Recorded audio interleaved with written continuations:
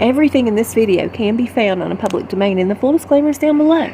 Hey, welcome to the Danger Zone. It's Ashley. I wish you lots of love and many blessings. William and Catherine were a huge hit at that Earthshot prize. They gave speeches. They looked so good, I must say. He was in like a green velvet suit, maybe a green velour suit. I'm not quite for sure. Is that the same thing, velvet and velour? Anyway, she looked healthy. I'm about dang tired of seeing her look too thin. So she looked really good in her dress. She didn't look too underweight or anything. And they carried themselves like royalty. They really did. They said, you know what, they weren't even showboating. They were very modest on the green carpet. They were hobnobbing with the A-listers. Everybody was getting along. It was just a really good time. And their speeches were separate, not an A-list duo. And you know who they're talking about when they say that. This is kind of causing a backlash for Prince William because everybody is relating this with his secret meeting with Bill Gates. And nobody is able to trust that. They're kind of leery about what's really going on. Either way, his whole idea was to create an incentive program. You know, he wants to award 5 people $1.4 million each for contributing to saving the planet, you know, to helping with global warming. The funny thing about it was everybody was bragging on William and Catherine and how they showed up and showed out. And they were really putting Harry and Meghan under the bus, talking about their A-list duo act, like a Sonny and Cher thing. And was going on about how much Prince William and Catherine were such a fresh breath of royal air. I agree. Getting on with it, Meghan did an interview in 2015, and that was a year before she met Harry. The way it reads to me, I feel like she had this was all planned out. This was all set up. They've got handlers. But this kind of like confirms it for me.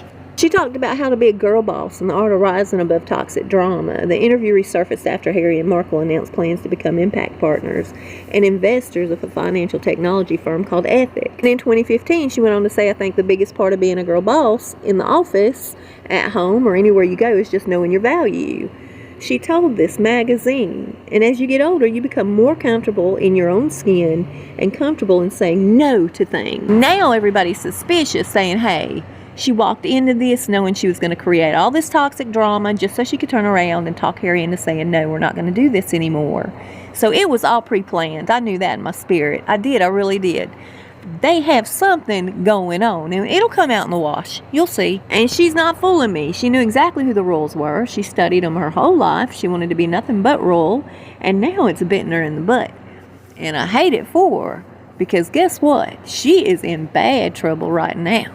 It's being said that she is fearing and nervous over the fact that they continue to cash in on little things. She's afraid that their empire is going to collapse and they're going to lose everything. And that seems like the direction they're on. And this is what's going to happen as a result. Just like her brother said, she used Trevor. She used Trevor to the very end till she couldn't use him anymore. He said that she treated Trevor so bad, like he was just trash on her shoe. And he said that she was cold-blooded and stone cold, and Harry's on the chopping board next. So when they do have an empire collapse and they have nothing left, you think she's going to stick around with Harry? If she lasts as long as it takes for their empire to collapse, I'll be shocked and surprised. Thomas Markle Jr., he was right in the letter that he wrote to the royal family. Everything that he put down in that letter came to fruition. The sad thing about it is you can see the same miserable expression in Harry's face that you see in Trevor's face. To reel them in, she love bombs them and she smothers them. That's what her brother said. Once she's finished getting everything that she can possibly get, she moves on to the next and leaves them on the curb. And it's also being said that she's trying to play a game with the royal family. She's trying to be queen victim so that they will allow them to come back because they are desperate. They're really in a bad situation. I just don't see that happening anytime soon because as it is, Prince Charles already wants to scale back on the monarchy. He wants to get rid of all the stragglers. He doesn't want anything to do with any of them, and that means Harry and Meghan too. And her brother also said when her plan's full, she gets angry and vindictive. Well, we've seen that. We didn't need to be told that, did we? He knows her way better than she gives him credit for. That's all I've got to say. Can't wait to see what happens next, y'all. Thank you for being here with me. I appreciate it. I'll see you soon and we'll talk fast. Y'all stay safe and be blessed. And thank you, Phil, so much.